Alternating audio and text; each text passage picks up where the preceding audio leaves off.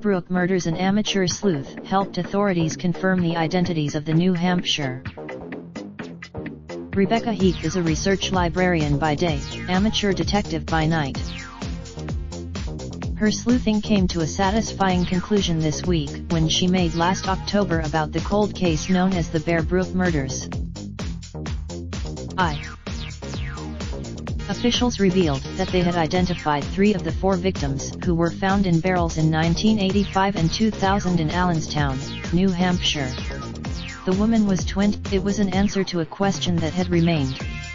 Authorities in January 2017, investigators announced that a man named Bob Evans had likely killed the 4 female victims discovered in Brook State Park. In August of that year, Rasmussen went by many names over the years. He was linked to though investigators had identified Rasmussen as the man who likely killed the 4 Brook victims in 2017, the victims' identities were still a mystery. For years, helping connect people to their missing loved ones had been a hobby of Heath's. Combined with she scoured ancestry message boards for terms like California, where Rasmussen had been arrested, or missing.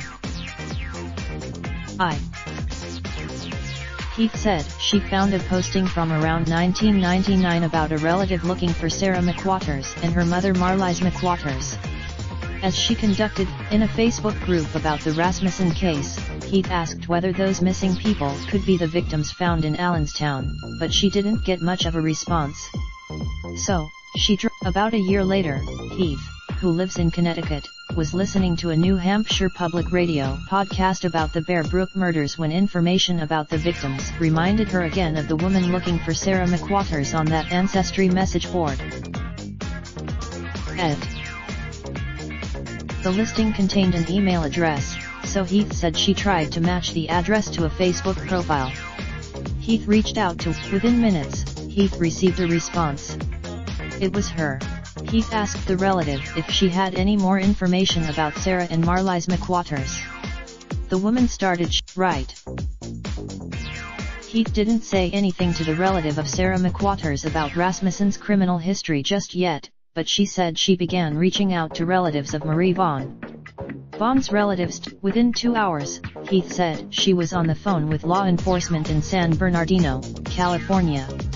Those authorities. Through advances in DNA technology, investigators were able to obtain DNA profiles of the degraded remains from the barrels. Barbara Ray Venter. That, plus the information that came in from Heath and the DNA samples from Sarah McWaters' family, allowed them to make the final determination.